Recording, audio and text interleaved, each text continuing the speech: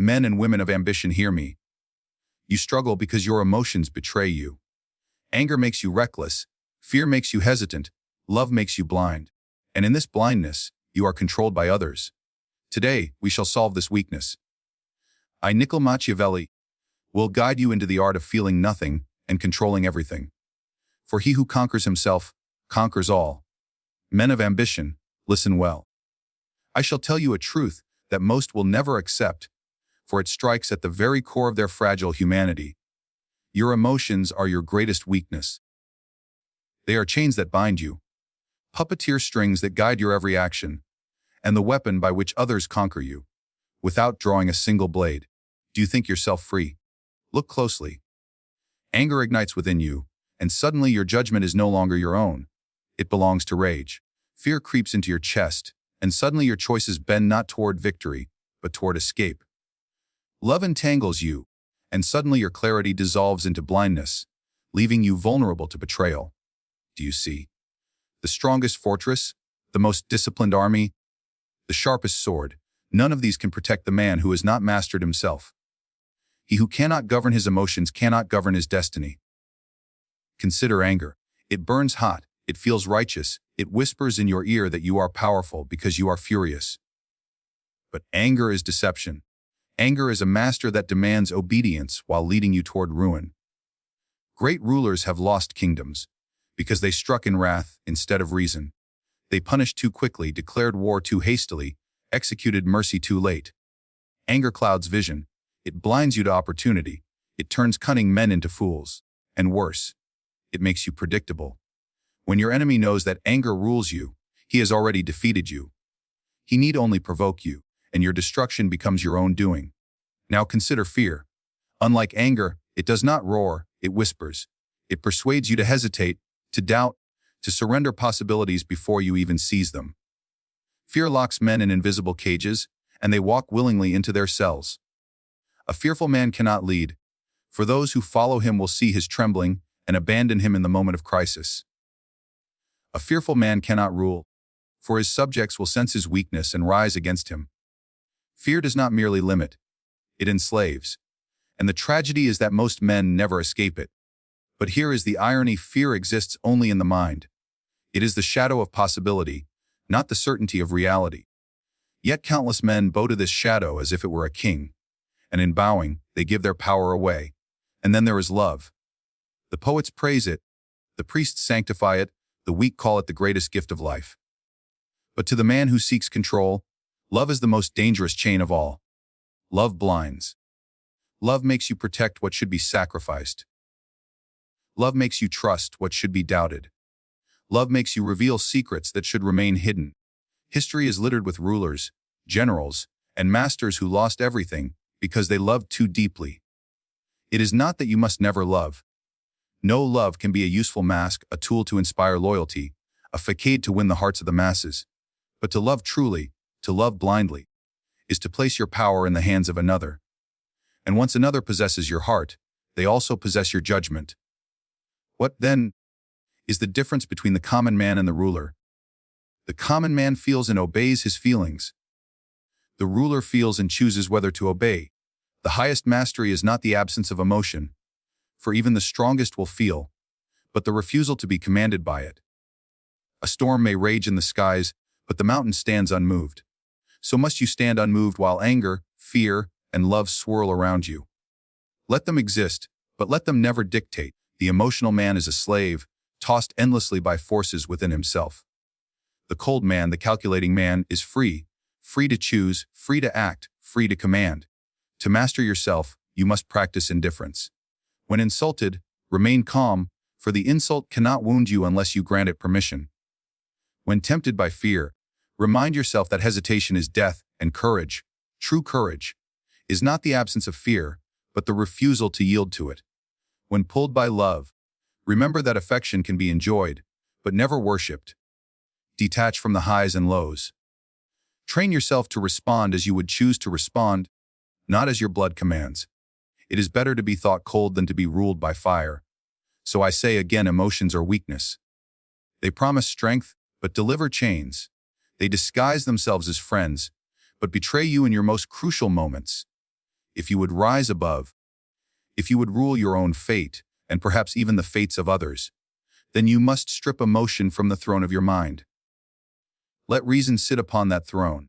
Let calculation be your advisor. Let patience be your guard. For only then will you be master of yourself.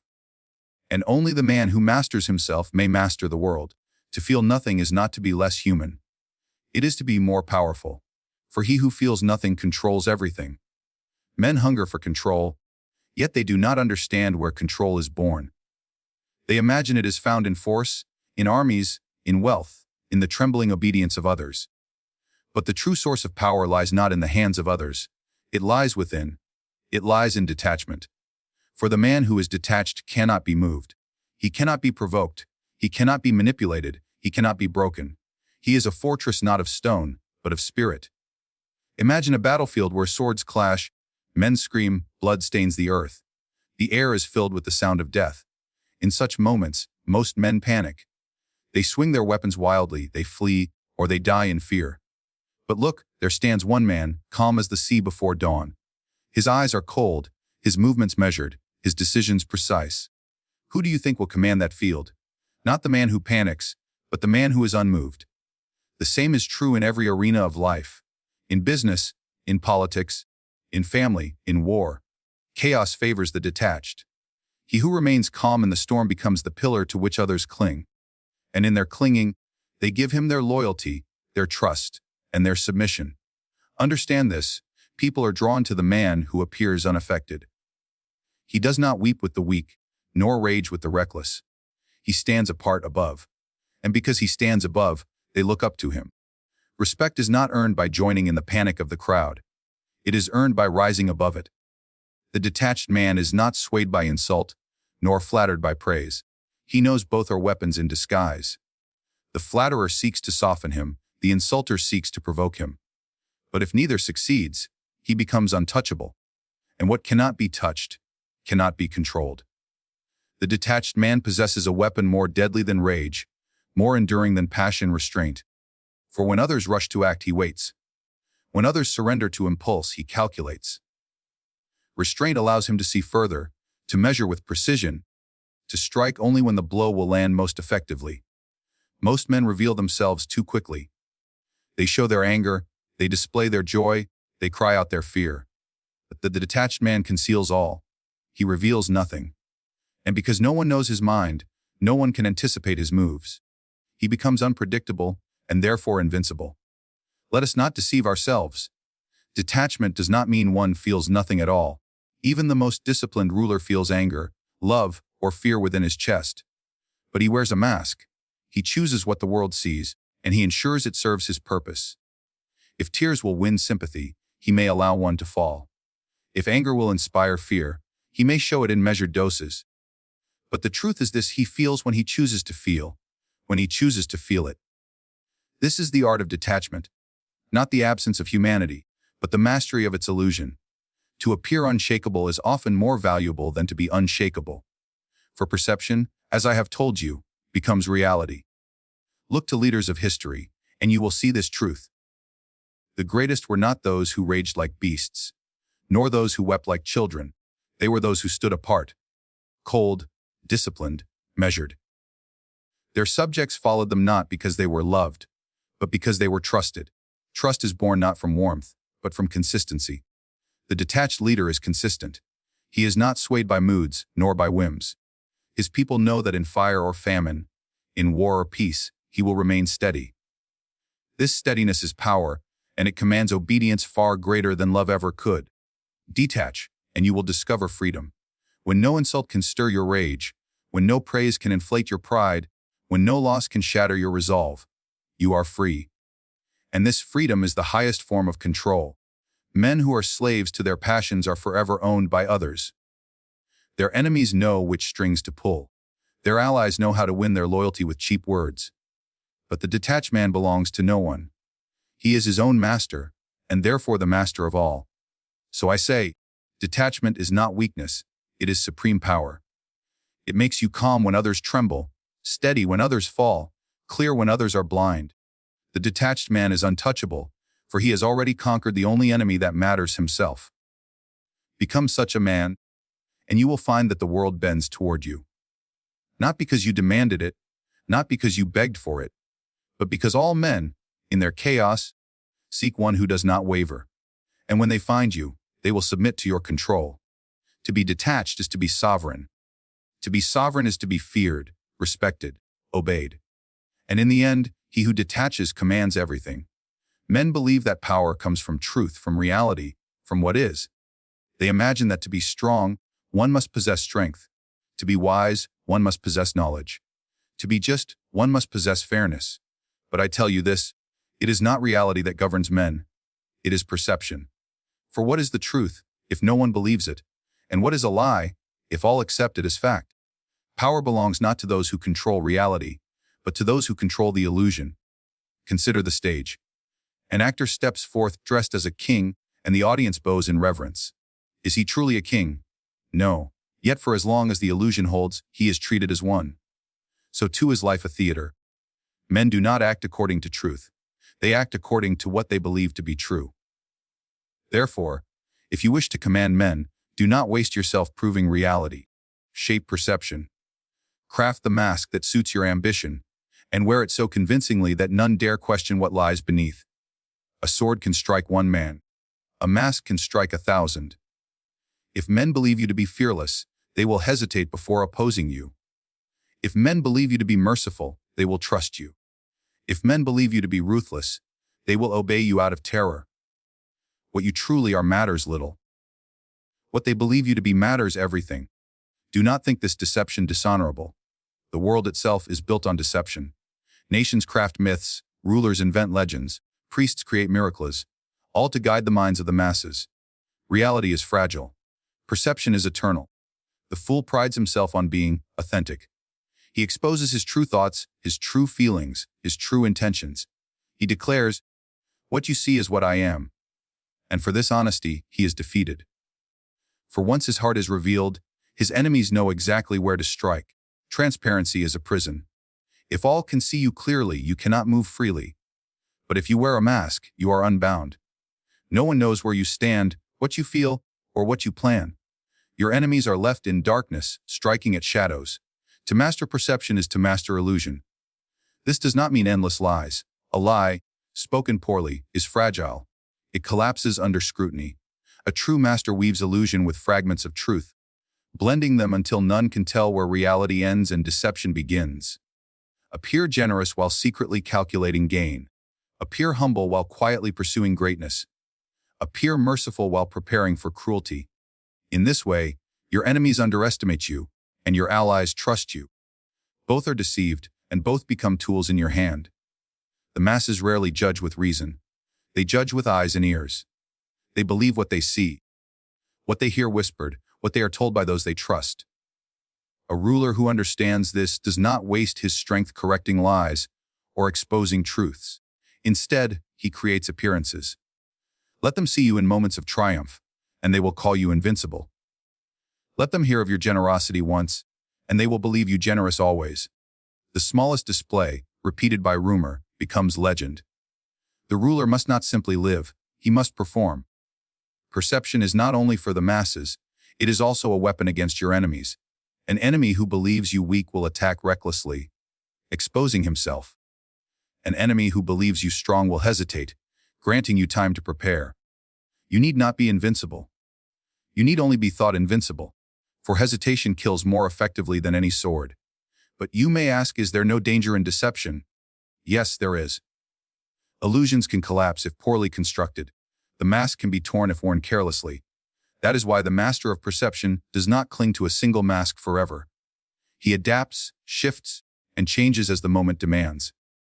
He does not fear contradiction, for men's memories are short and their attention easily diverted. Reality changes slowly. Perception can change in an instant. And the man who knows how to direct this change wields a power greater than armies or wealth. So I say to you, control perception, and you control reality. What is believed shapes what is done. What is done shapes the world. The wise man does not waste his energy proving who he is. He spends his energy convincing others of who he wishes to be. In the end, it matters little whether you are strong, wise, merciful, or just. It matters only that they believe you are. For perception is the throne upon which reality kneels, and he who rules perception rules everything. Men are destroyed not because they lack strength, but because they lack strategy. They strike too soon, too blindly, too recklessly. Their hands move before their minds have finished their work. This is the tragedy of impulse. It makes even the mighty weak. Power belongs not to the fastest hand, but to the sharpest mind. It is not fury that secures victory, but calculation.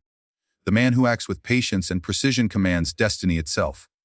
Consider the gambler who throws his fortune on a single roll of the dice.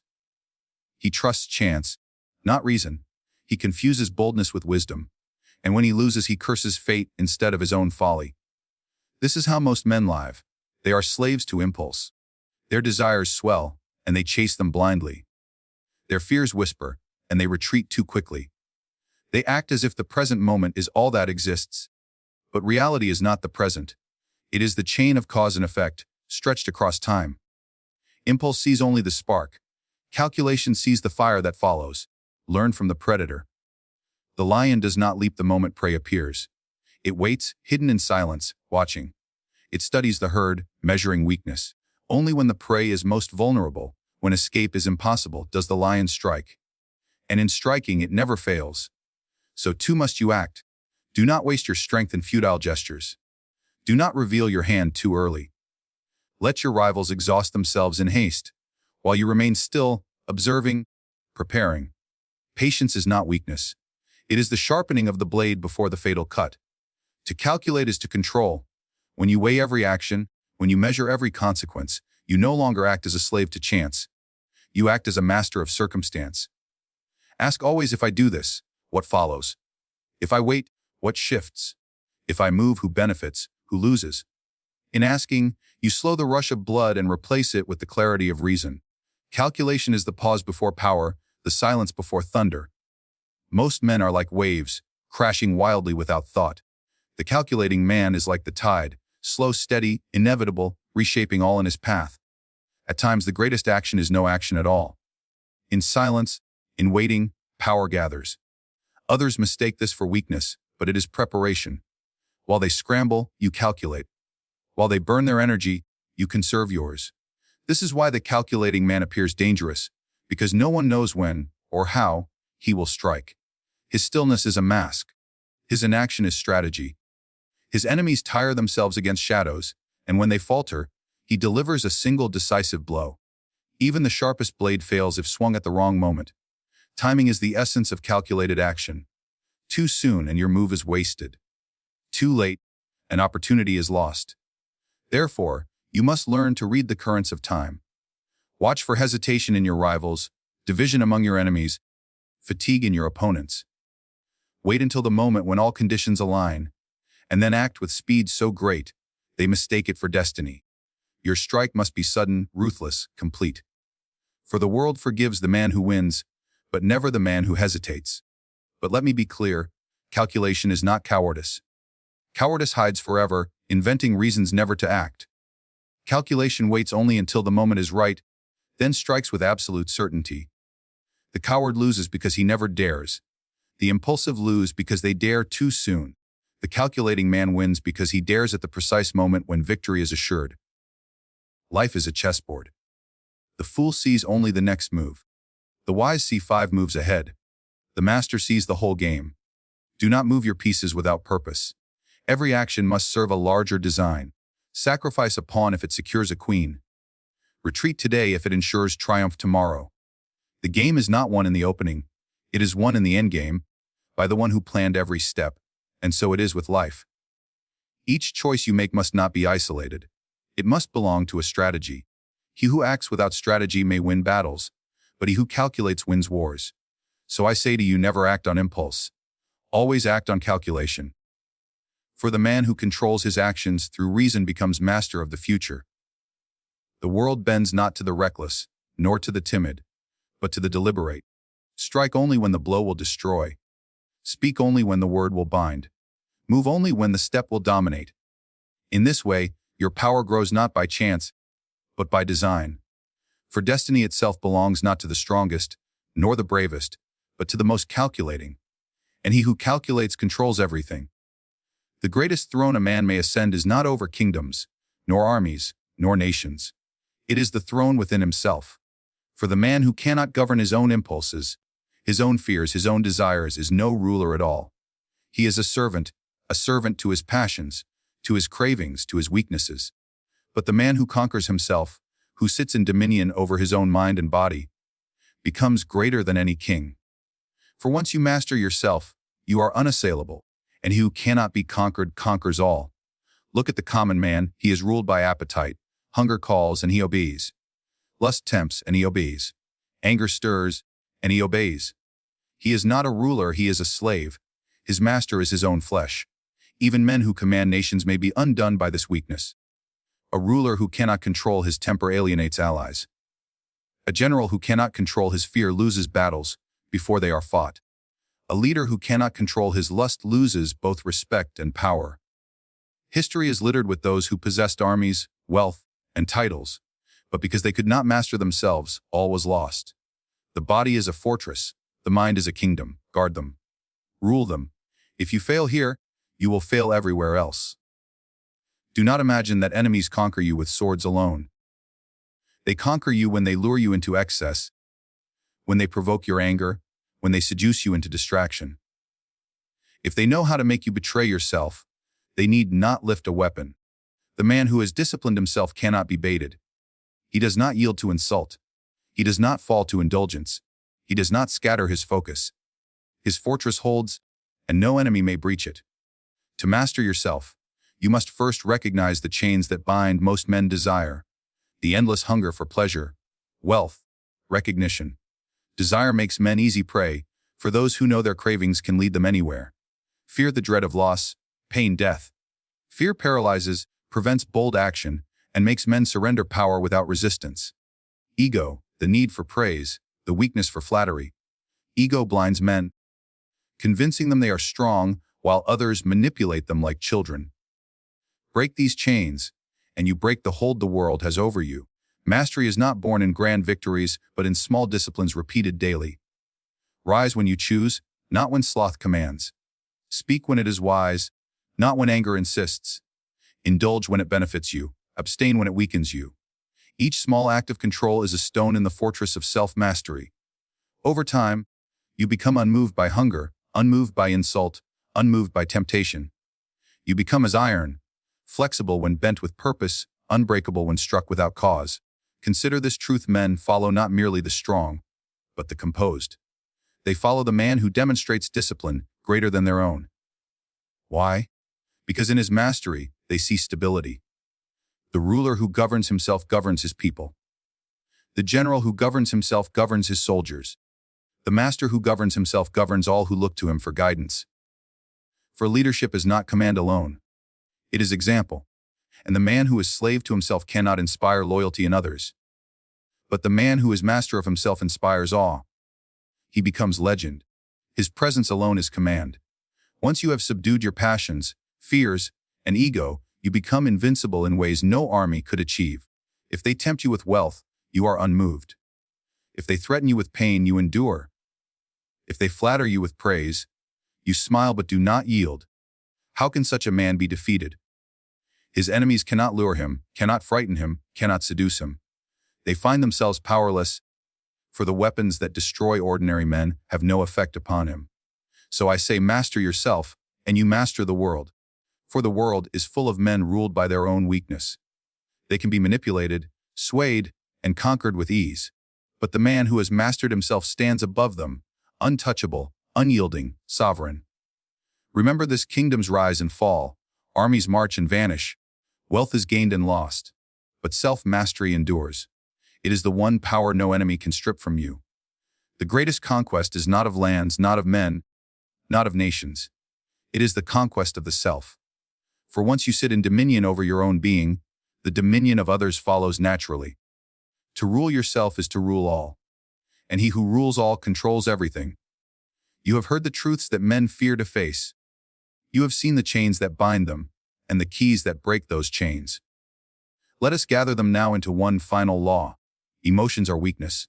They cloud the mind, enslave the will, and betray the man who trusts them. Detachment is power.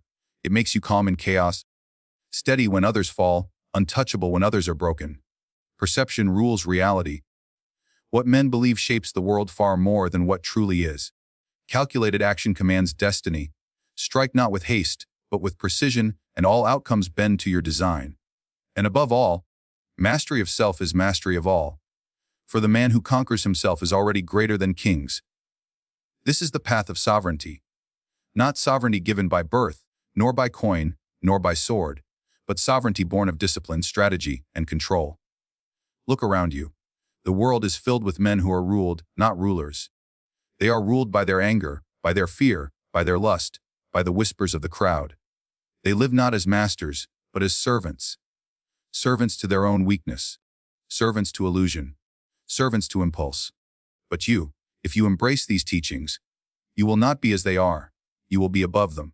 You will no longer be swayed by emotion, no longer baited by insult, no longer enslaved by desire. You will appear calm while others rage, patient while others stumble, strong while others tremble. And in their weakness, they will give you power. Understand this final truth: the world belongs to the man who cannot be moved. For men seek anchors, and if you are unshakable, they will bind themselves to you.